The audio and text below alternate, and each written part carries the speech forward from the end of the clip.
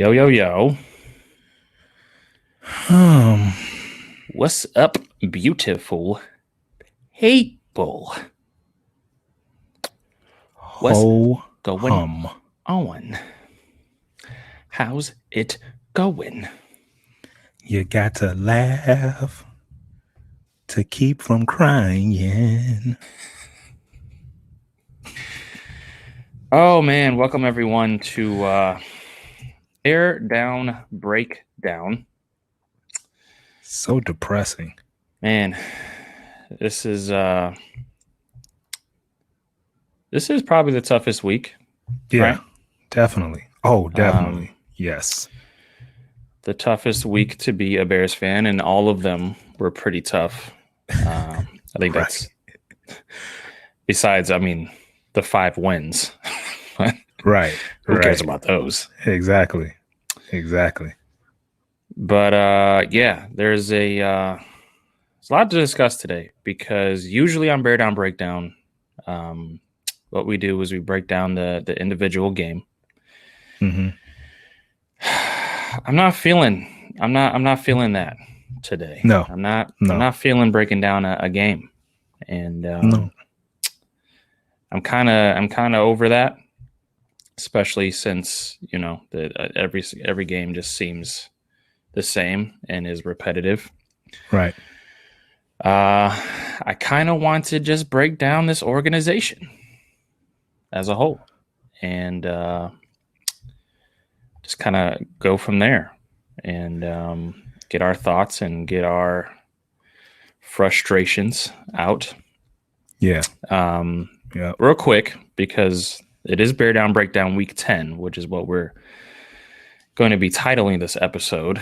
So let's just quickly talk about Week 10 Okay. before we go into tearing this organization apart. Oh, okay. All right. We're going to be nice first. Cool. Okay. um, well, no, we're not going to be nice. At least No. not myself. So okay, just to give this episode a little precursor. So the talk of this week, obviously, was Matt Nagy giving up play calling. Hmm. I wish they would have done that before we recorded our last episode 42, because that would have given us a lot to talk about. We could have broke Right. things down a little bit more there.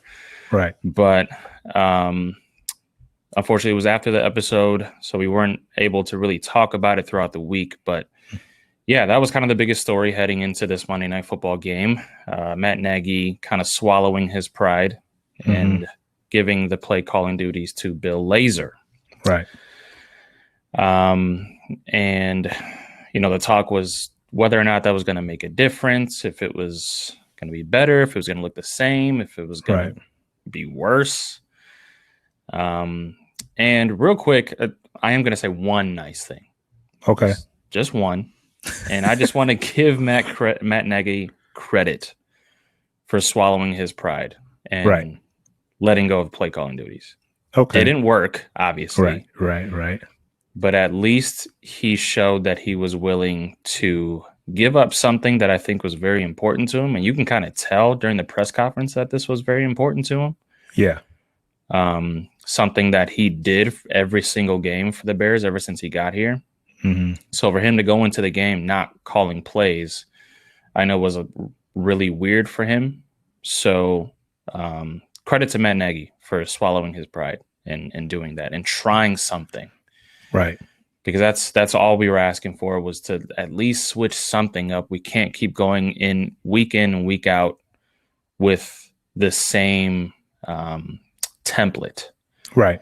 So Right. at least he tried something different, gave the play calling to Bill Lazor, and then we actually played the football game. And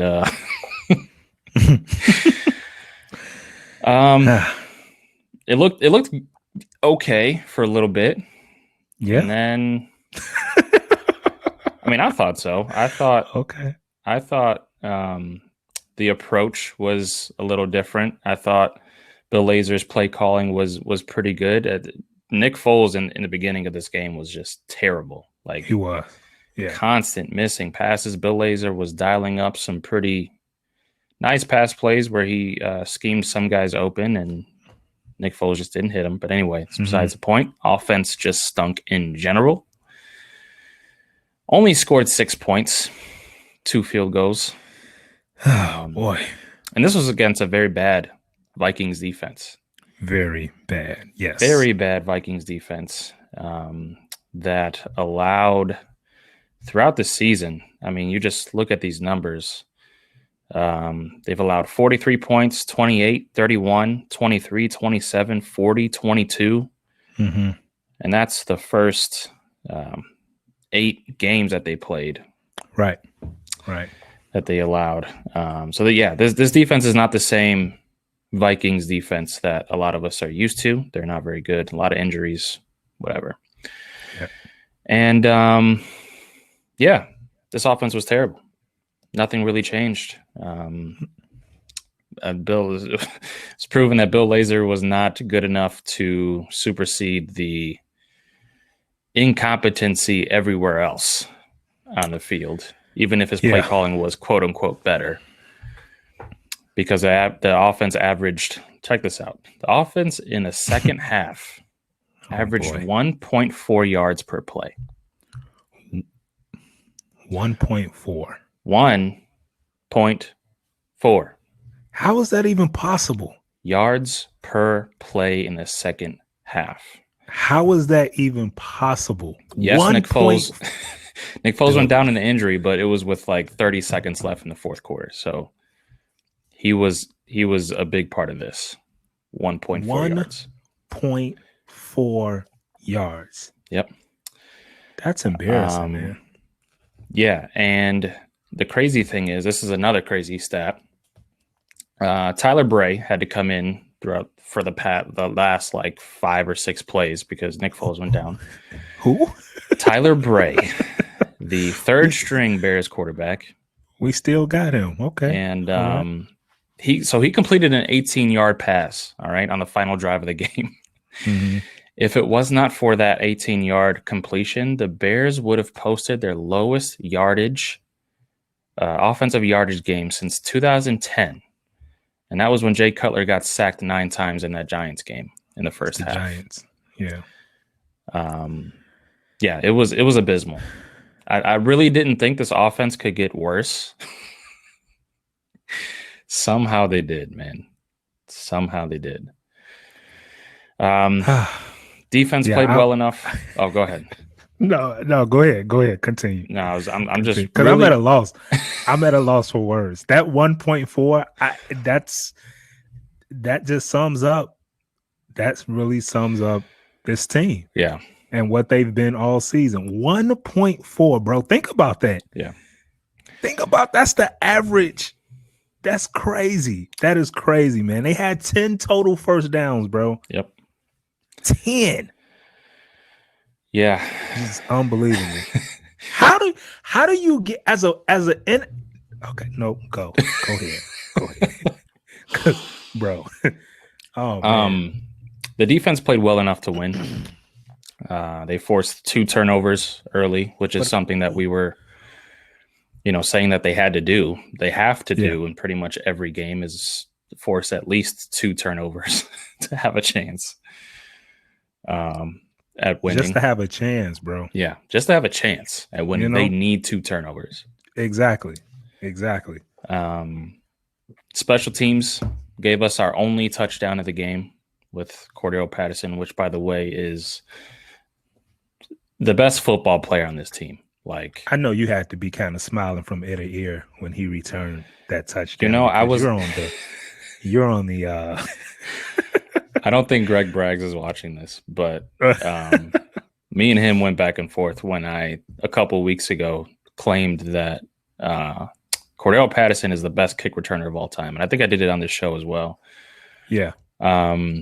But he is. If you want to, like, drop the homer, pride in you, which I get, Devin Hester is the GOAT returner of all time. Mm-hmm. Just go look at the stats. Cordero Patterson is the greatest kick returner of all time. It's facts. All right. It's facts.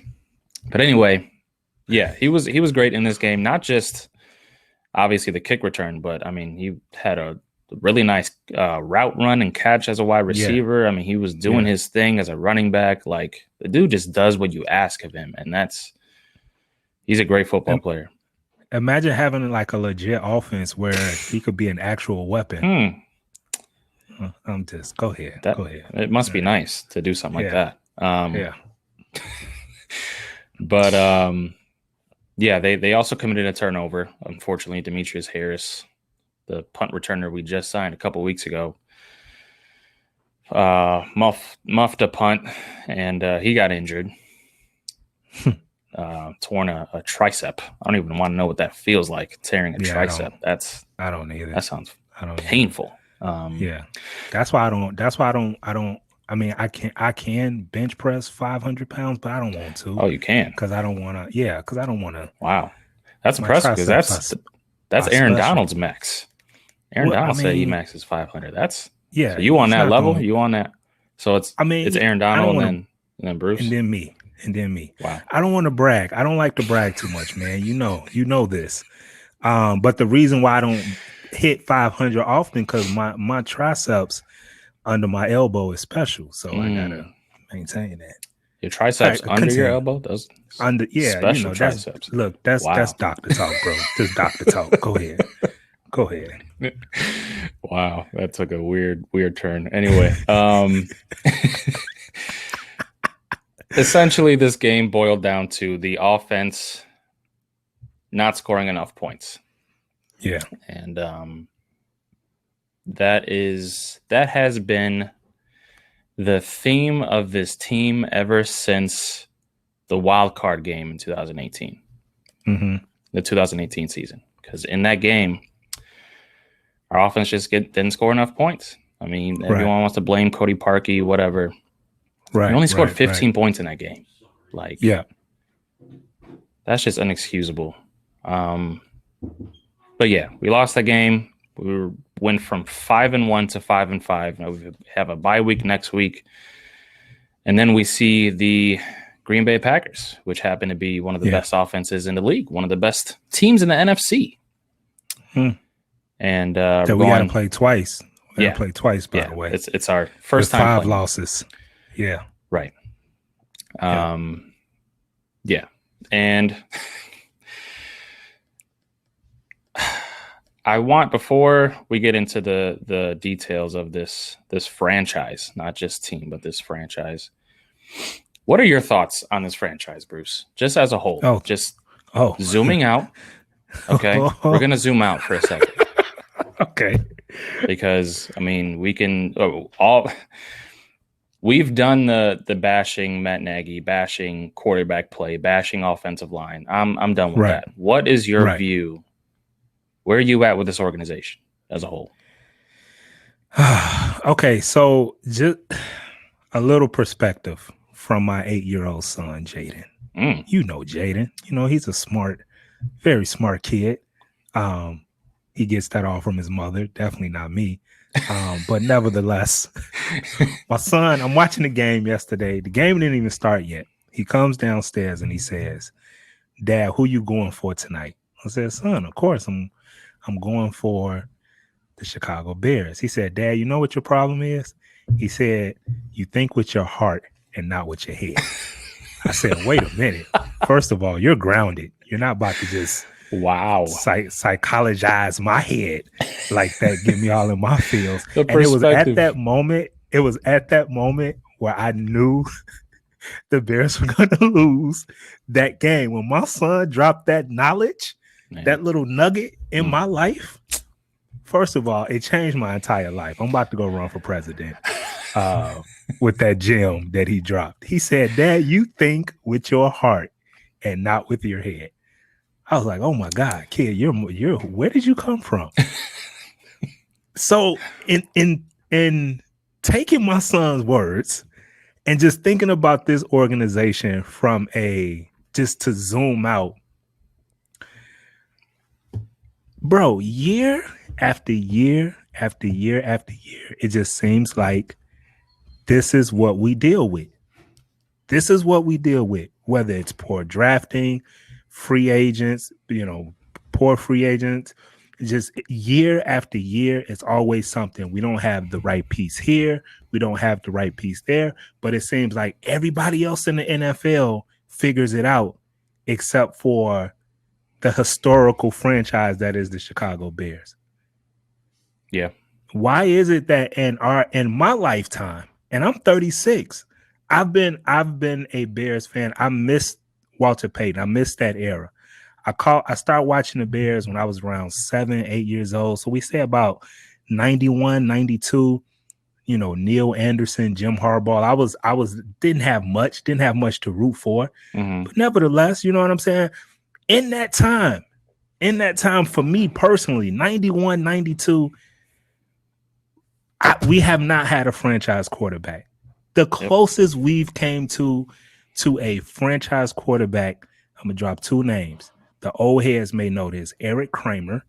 And he was we got him from Detroit, and he wasn't great, but he was better than what we had. And Jay Cutler.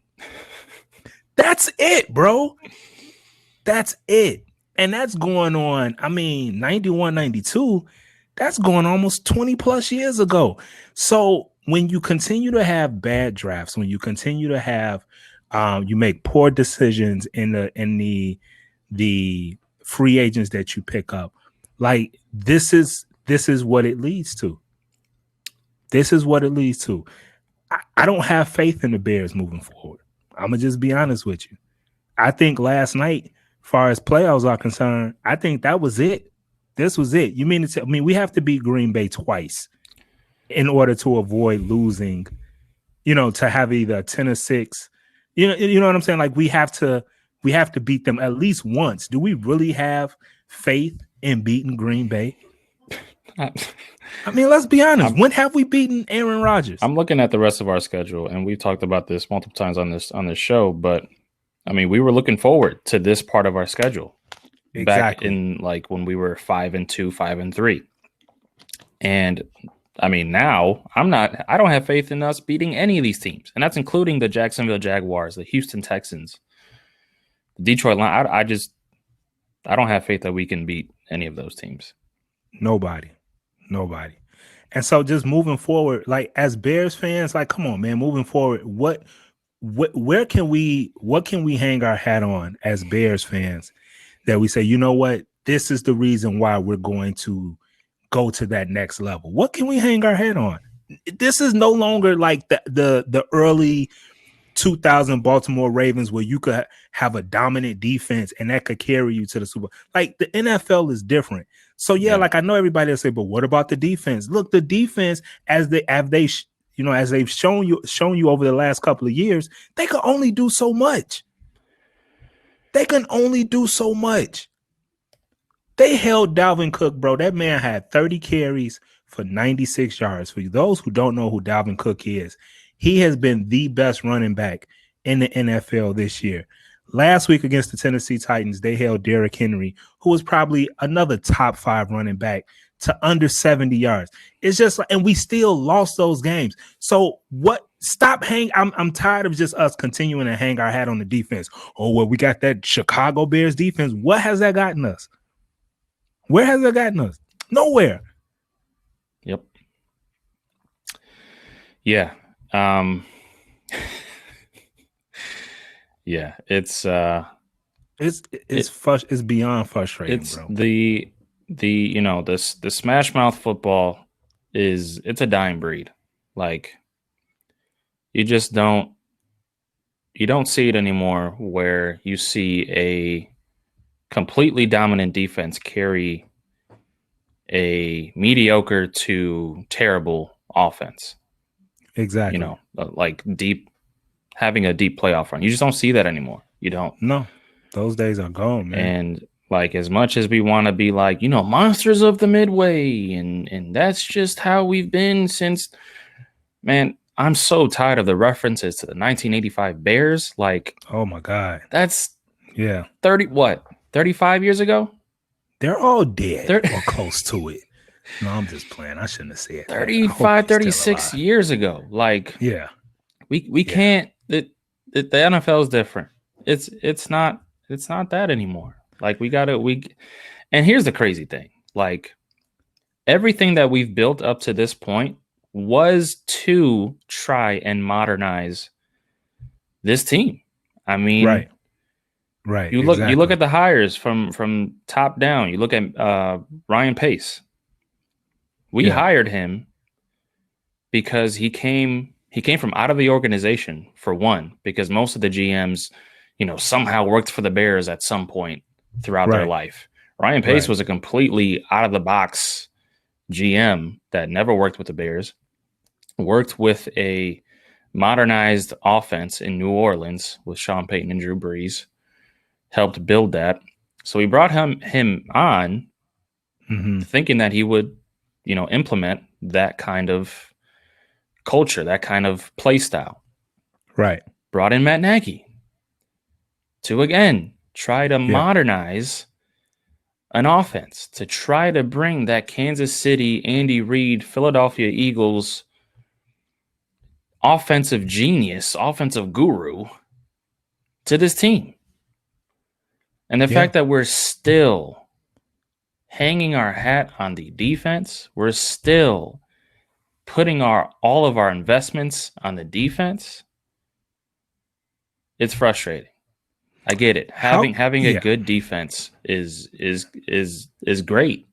it's important. Yeah, It's great. yeah, yeah, But when you have an offense that is as bad as this one, that is like at the end of the day, you have to score. You have to score points. Like plain and simple, you have to man. score points. Yes, the Plain and defense simple, bro. can shut out a team, and I said this last week. The defense can literally shut out a team. 0 Yeah, points through 4 quarters. If you can't score, it's a tie game. It's 0 yeah. 0. Like I don't know, man. How? I don't get it. And I know we don't want to elaborate too much on the game yesterday, but how is it that an NFL team in today's times, how in the world can you only gain 149 total yards in an NFL game today, bro? This team gained a total of 149 yards against a Minnesota team that, how many rookies did they start at cornerback? I want to say at least 2. Yeah.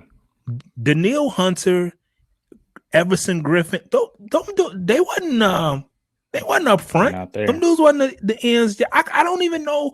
I named about 3 guys that I remember, from that Minnesota defense of years past. Right. But other than that, like all these kids, and yet the Bears 149 total yards. That's embarrassing. And it's the same thing week in and week out. And I'm so sick of the excuses. I'm so sick of Nagy and that rah-rah stuff. That only works when it's actually working. Like that motivates you when it's actually like you see it on the field. Right. The undisciplined, it's a 3rd and 4, and Danny Trevathan, your veteran, he gets a offsides penalty or a neutral zone infraction penalty, and that's like the stuff. That's the stuff that you've seen with this team this year, and it's just like everybody wants to talk. We have this leader and we have this leader and this vet, but it's not. It's not. Nothing's happening. It's the same thing week in and week out. Yeah. Yeah, it's bad. I'm telling you, man. I got a baby dolphin coming. I got a baby dolphin. It's coming, bro. It's really bad. But I'm gonna zoom out a little further at this point in this organization. I'm gonna say a name, and it's a name that Bears fans know very well because he's been part of the organization since George Halas, it seems like. Ted Phillips. He made me drop my phone. That was my phone that you heard because I almost threw it. He's the president of the Chicago Bears. listen to this, okay? He's been part of the organization since 1984. So we always want to go back and reminisce on the glory days. Yeah. From 30 plus years ago. This guy was part of that, apparently. Maybe that's why he's sticking around this long. But this is even crazier to me. He's been the president of the Chicago Bears since 1999. 20 years. Wow. He has been the president of the Chicago Bears.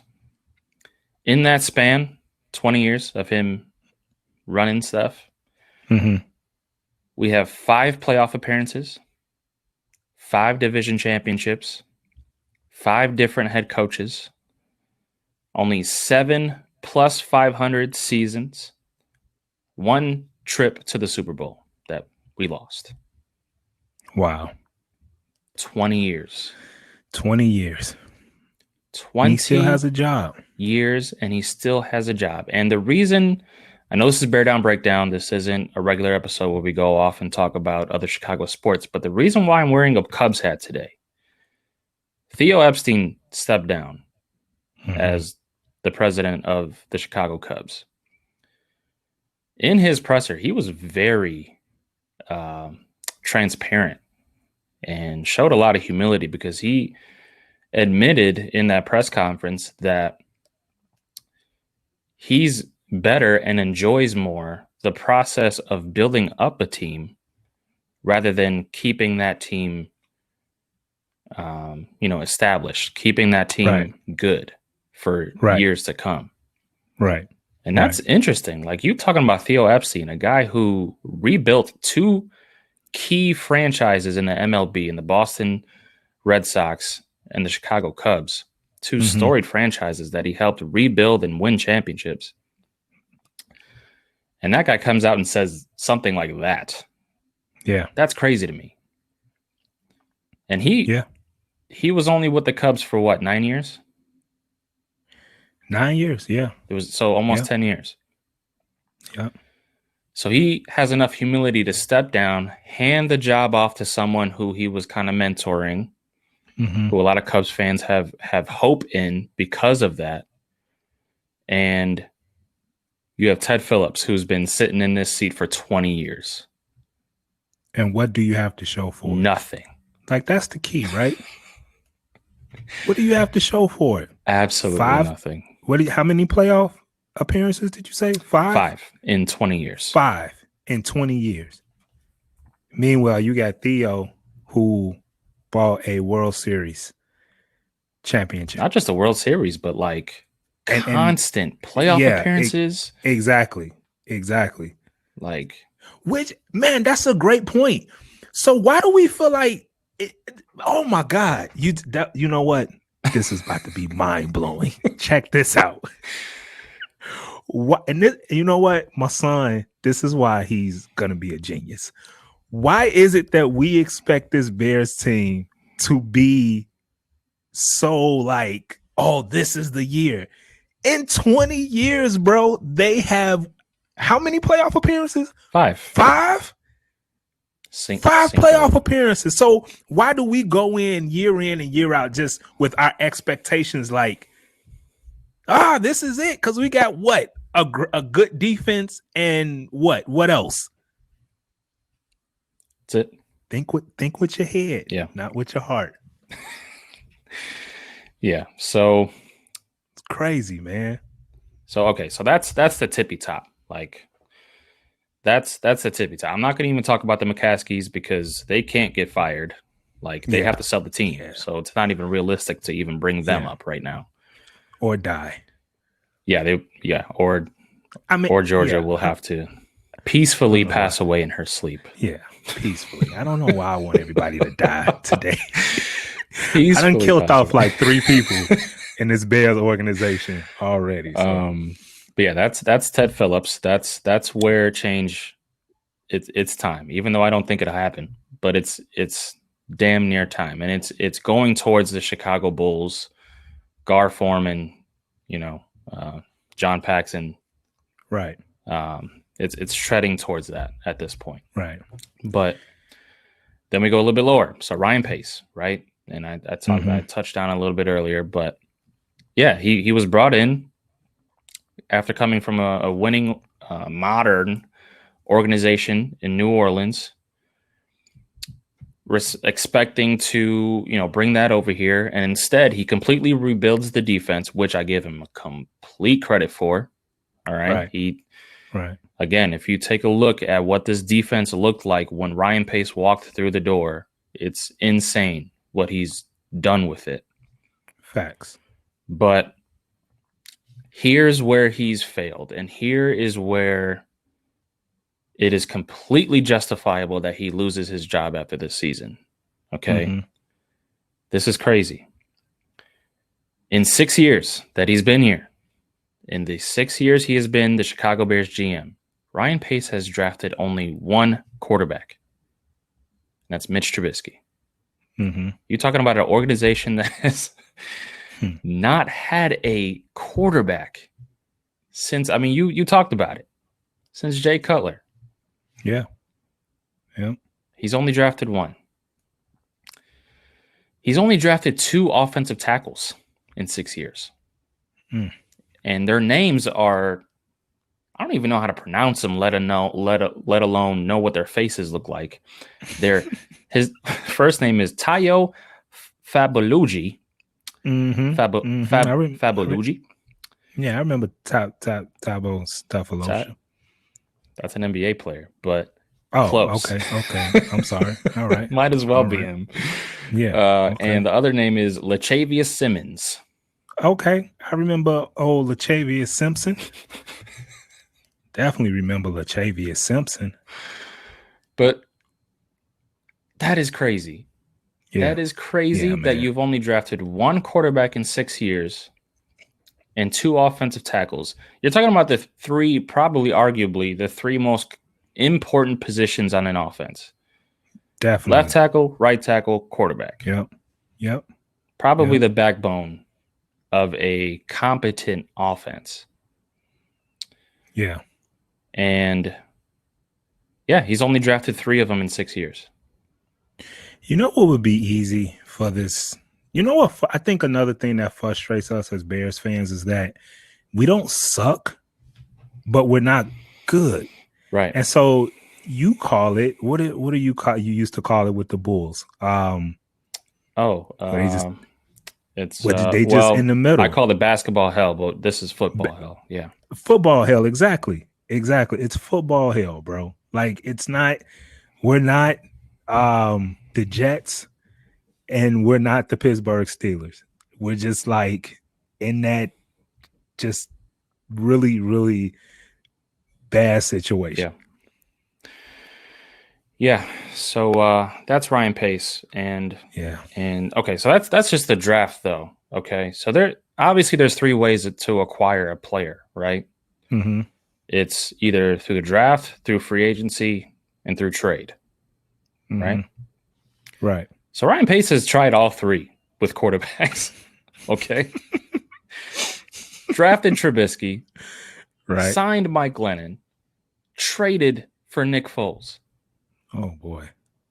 Missed terribly on all 3 of them. On all three. The 3 ways that you can acquire a player, he's done all 3 of them.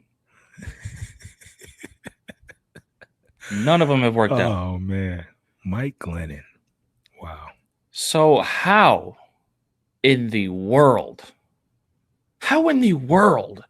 can you expect an organization to trust this guy who's already done 3 different types of ways to acquire the most important position on a football team to go ahead and try to do it again? Yeah. Yeah. How? No, you can't. Because it's obvious that the Bears need that Nick Foles is not the answer. Trubisky's not the answer. So that's your 2 starting quarterbacks gone. How do you expect this dude to try to find the next one? Yeah, I mean, and I know I just feel like we're bringing like all the Chicago teams into like one basket because they all it just seemed like they all operate the same way, but it's the same thing. It was the same thing with the Bulls regime, right? So you trusted this same regime who broke up the, they dang near broke up the championship Bulls. Mm-hmm. Went through that whole rebuild, got Derrick Rose, lost him to injury and whatnot, lost all those players, and then they did the rebuild again, unsuccessful. Yep. And so it was like, oh wait, so we have to trust them again? Yeah. With another rebuild? No, hecky no. And it's the same thing with this regime. Yep. So wait, we got to trust you with another rebuild, because that's what's going to happen. We're going to have to go through another rebuild. Yeah, 100%. And I'll get to that in a second. But okay, so we broke down Ryan Pace, right? Ted Phillips, Ryan Pace. Next is Matt Nagy, the offensive guru. Was brought in to implement a modern style offense from Kansas City. Tried to implement his vision. Okay, in 2018, we saw the Q plays, we saw the offensive lineman touchdown passes, we saw the handoff to Akeem Hicks. He scored a touchdown, and it was all cute. Right. It was all cool. Right. Following year, 2019, our defense doesn't score any points. So it kind of, puts on blast this offense and how bad it actually is. Right. Find out 2018 was pretty much a fluke because our defense scored so much points. He doesn't want to adjust his system to the talent. Now, the one thing that I saw a lot of people say on Bears Twitter that I think they're getting that they're not understanding is that people are acting like Matt Nagy was handed this roster. That's not true. Matt Nagy has been here for 3 years. Right. Sure, when he came into 2018, he was handed a roster. Sure.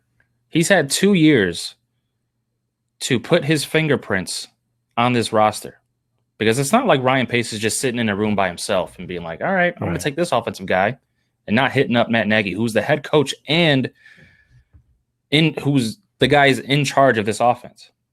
Right. So Matt Nagy has his fingerprints all over this offense, just like Ryan Pace does. So let's not excuse Matt Nagy like all he's doing is just taking Ryan Pace's players and trying to do something with it. Like, no, he's been here for 3 years. A lot of this is on him too, roster-wise. Yeah. He comes in, fails to adjust his scheme to the roster that's on this squad, and then therefore it eliminates the guru. I don't want to hear offensive guru anymore. I've said that a couple times, but that's a wrap. It's done, because you look at his what do you call it? His master, his is it protege? What do you call like the young Padawan and then like the Jedi master? Like, what do you call that dude? What's the name for that one? I don't. Okay, but you know what I'm talking about. Yeah. So Andy Reid, right? He's throwing a lot of Star Wars. And I'm not even a Star Wars fan. I don't know what I'm talking about. I know, yeah. But anyway, so Andy Reid is kind of like he came from Matt Nagy came from the Andy Reid tree. Right. You look at Andy Reid, who will go down as probably the best offensive coach ever. Like, no disrespect to Bill Walsh, but like Andy Reid to me is the greatest offensive coach ever.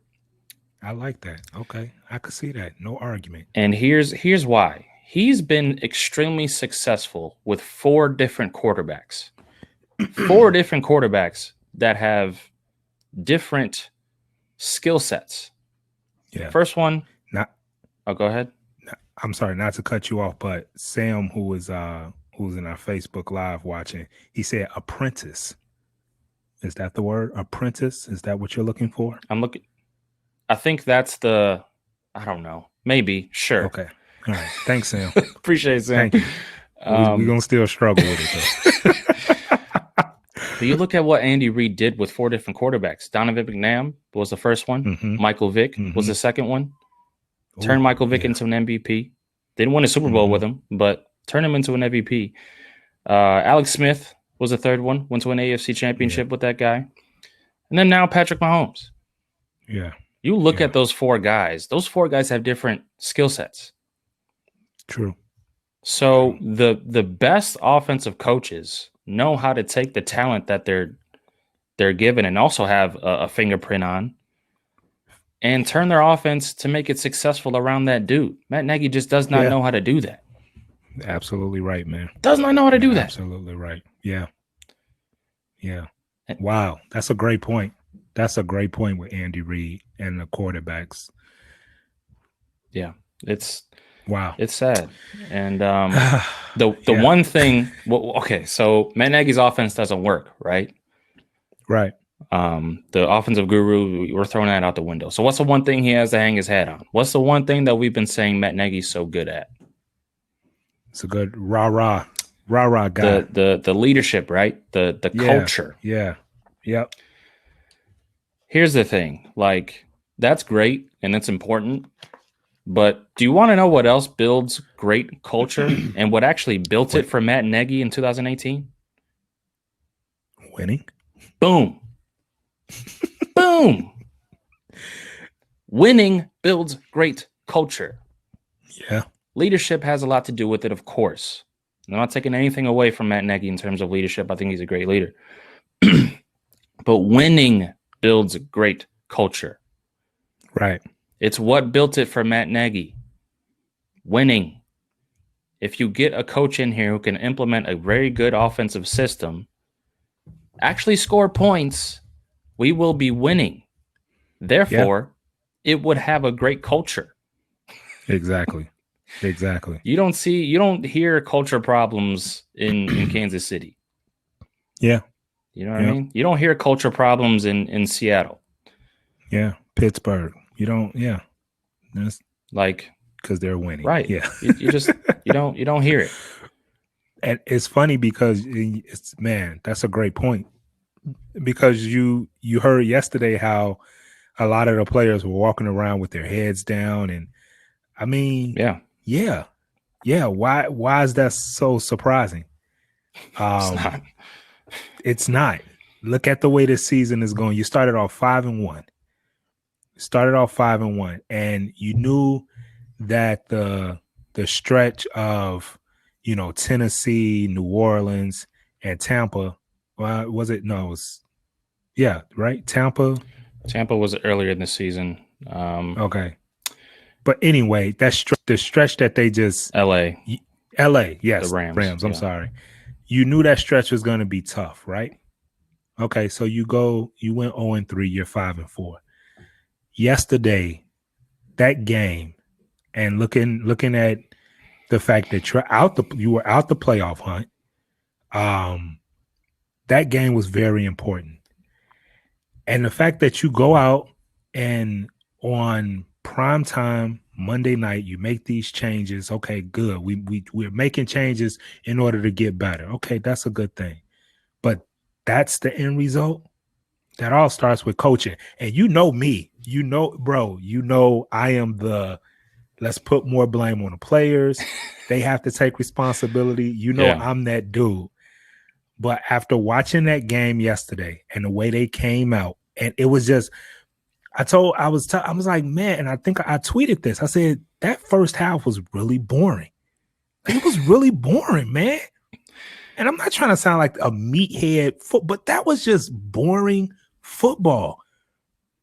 Yeah. And it was, and when I heard that the players were dejected and they were down and, they had to go around and say, cheer up, man, shut up. Don't tell me to cheer up right now. Don't do that. Not right now. The way we've been playing, and you saw Allen Robinson throw his helmet, and that's just, the players they're done, man. I think they're just done. I'm not saying they're going to turn around and quit on the team. I think because of the culture that you talked about, like, they're going to play for each other. Right. But it's come to a point where you have to think, if we're frustrated as Bears fans, watching this week in and week out, you can imagine how these players are feeling right now. Yeah. Yeah, it's tenfold for them. Yeah, so I say all that to say if good culture is the only thing that Matt Nagy has to hang his head on, if it's the only thing that he has to bring, and you're not winning football games, then that's not good enough to keep you as a coach. Like Exactly. It's just is not good enough. If you cannot do, and this goes for any job, right? If you cannot do what they brought you in for, even if you do something else moderately well, you deserve to get fired. Yeah. That's just I mean, let's just be real. I could be the nicest guy ever.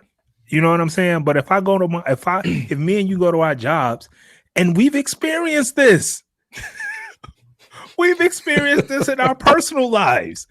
We're two of the coolest, laid back dude. But it's just like if you're not meeting the qualifications of the job, guess what's gonna happen? Goodbye. Yeah. So I don't know, man. I don't know. And then so we got this bye week. Okay, that gives us fans a break. Yeah. That gives us a woosah moment. But then we have the Packers on Sunday night. Yeah, that game needs to be flexed out first and foremost. They need to flex that to like Thursday afternoon. Saturday morning. A Saturday morning. No, a Friday morning cartoon. Friday morning while everyone's working. Right. It just, and this is honestly, bro, I'm gonna be honest with you.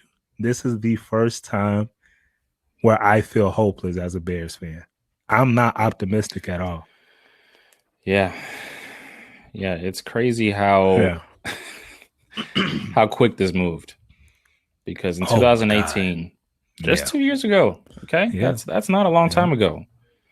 We were talking about how the Chicago Bears were back.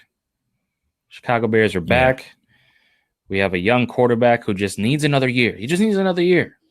Right. We have a defense that's ready to win right now. We just need to get a kicker. Mm-hmm. We just need a kicker. Remember that? Man. Simpler times. Oh, man. Simpler times.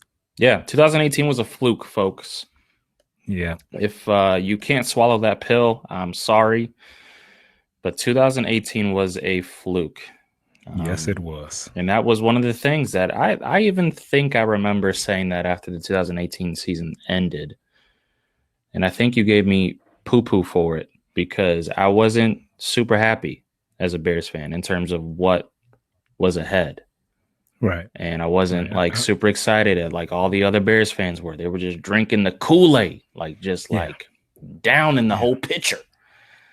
And I was like, calm down, y'all. Calm down. Man. This offense is not looking that great. Mitch Trubisky's not looking that great. Our defense is not going to score points next year like they did this year. And look where we are. I think I did poo-poo you. I think I was just you poo-pooed me, yeah. Yeah, I was, and I was in the crowd with the drinking the Kool-Aid, you had the whole, getting it all over. You had the whole pitcher in your hand, bro. Yeah. I was, oh yeah. I was just drinking. I was like, oh yeah, we back. Oh man, gosh. And here we are. Yeah. So yeah, all in all, I think it's time to move on from both Matt Nagy and Ryan Pace, and Ted Phillips. Like all three of them can be gone at the end of this year. Quick. Although I think Matt Nagy's gone for sure. I think so I don't too. think he's staying as the head coach. Ryan Pace, I have my doubts that the Bears will be aggressive enough to fire him. And Ted Phillips, I don't think is going anywhere. Because why will he's been here for 20 years? Like what? Right. What? No, I'm sorry. He's been here for longer than that. Yeah. The president for 20 years. Yeah. Why fire him now? But hey, but we get a draft pick next year. For what? So, first round draft pick. Oh, yeah. First round pick back. Yeah, because Ryan Pace is so good with those. Yeah, he hits on those. Hello, Kevin White. You're Leonard Floyd. This is sad. Wow. But yeah, I mean, you kind of said it. We're gonna have to rebuild, guys. Yeah, that's another tough pill that we're gonna have to swallow. But what other way can we rebuild this offense? Like, there's no other way. Because the three things that you have to do, right? Yeah. It's the first thing is upgrade your quarterback. Right. Second thing is fix your O-line. Yeah. Third thing, which is kind of optional, and I don't think it's going to happen because I don't think he wants to be here anymore, but re-sign Allen Robinson. Like, that's a number one wide receiver. Yeah. That you don't want to lose. Even though I think he's gone. His choice, by the way. If you don't do the first two things, you could forget about Allen Robinson re-signing here. Yeah. Hell, if you don't do the first thing, if you don't get that man a quarterback, because if you think about his career and the quarterbacks that he's played with, I feel so bad. You think you're gonna bring him back? No. Yeah, I feel so bad for that dude. Yeah. But I don't know the exact number of how much salary cap we've put into our defense. I know it's a lot. And it's the reason why our defense is so good and our offense is so bad. Because Ryan Pace has just decided to put all the chips on the defensive side of the ball. Right. But it's going to take letting some of those guys go. And I'm talking about some of the key defensive players. Like, I'm talking about Khalil Mack. I'm talking about Kyle Fuller. I'm talking about Akeem Hicks. I'm talking about the older dudes that are eating a lot of cap that you have to move on from if you want to rebuild this offense the right way. If you want to try to retool the offense and, it's what we've been doing though, right? Right. It's what we've been doing for the past 3-4 years. Yeah, I see what you're saying. It's not working. It's not working. Yeah. And at some point you have to realize where you're at as a franchise, swallow that tough pill, and move on now before it's like crunch time and you get super desperate. And that's when you start making really stupid moves, like signing a Mike Lennon, trading for a Nick Foles. Yeah. Because you're stuck. The only way, and I'm just gonna say this, the only way to get out of this football hell is to do those things.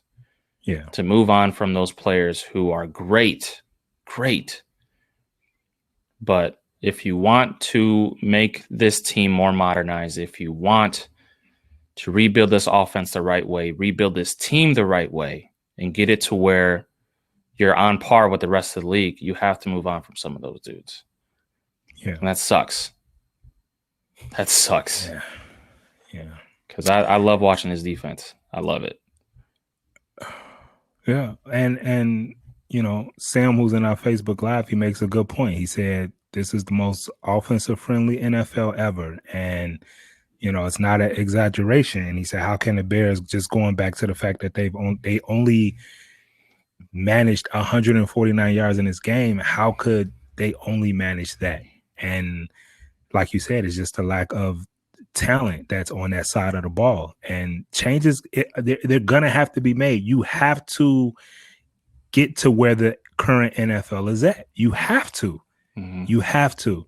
And if that means having, 2 to 3 good defensive players and you're loaded on offense, I mean, I don't know. What else do you do? What else do you do at this point? Hey, man, I'll take a core of freaking Jalen Johnson, Eddie Jackson, Roquan Smith, and give me one good pass rusher. And let's go. Give me one good pass rusher. And yes.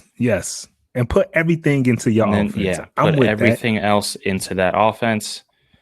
Give me an offense that can score 28 plus points, and we can roll with that. I'm cool with that. Yep. But you got to get the quarterback thing right. Yeah. You mentioned the two most important positions, quarterback and the offensive line. You got to get that right. You continue to fail on that, then this is where you're going to be year in and year out. Yep. Well, you heard it here first, folks. Our keys to rebuilding this team. Just blow it up, guys.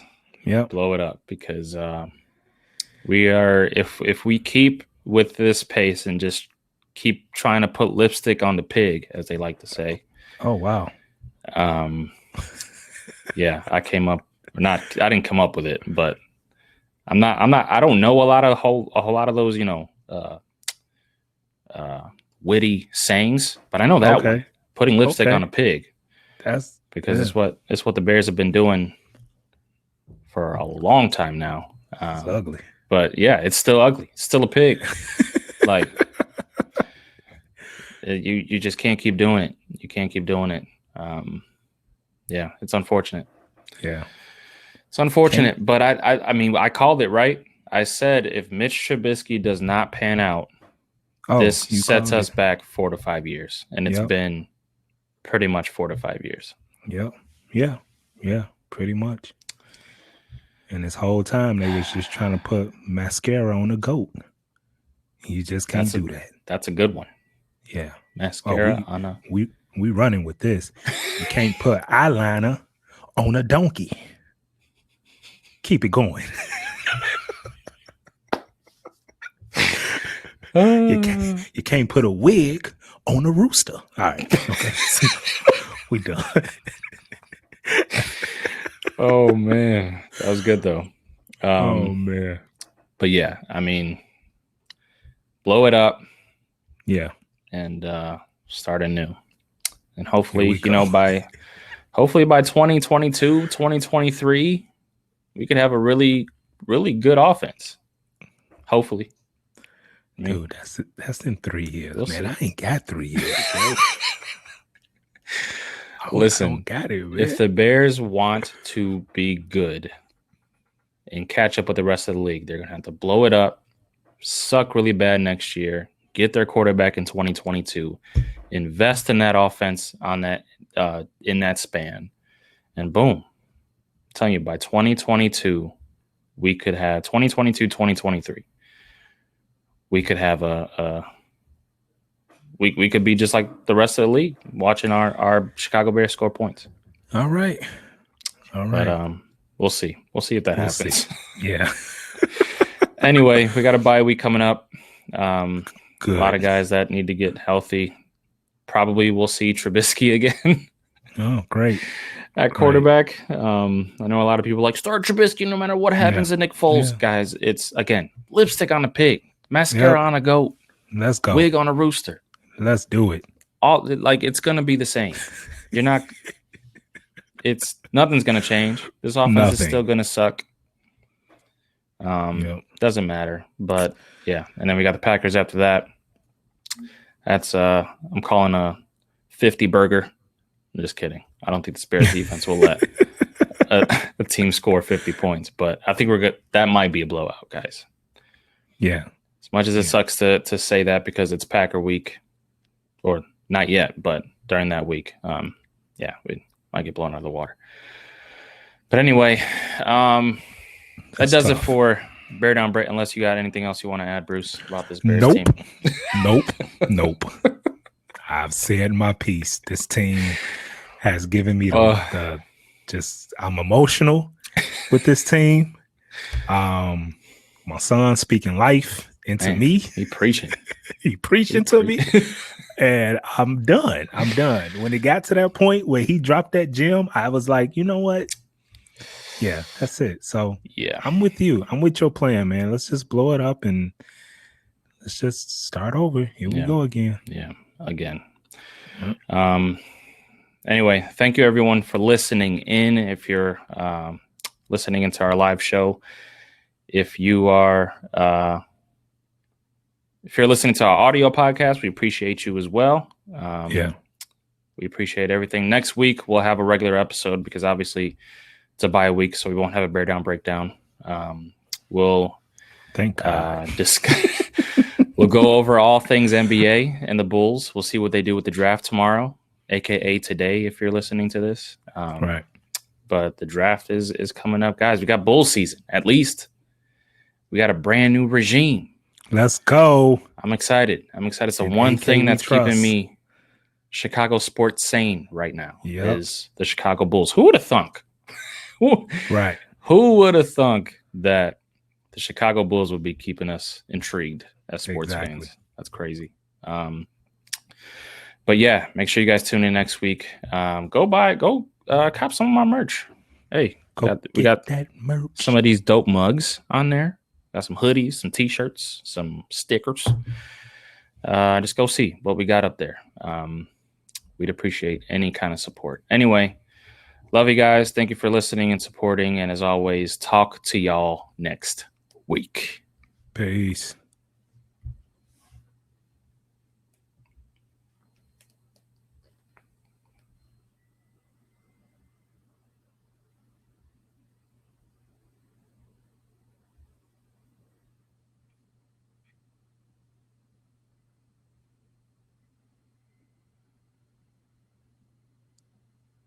What is going on?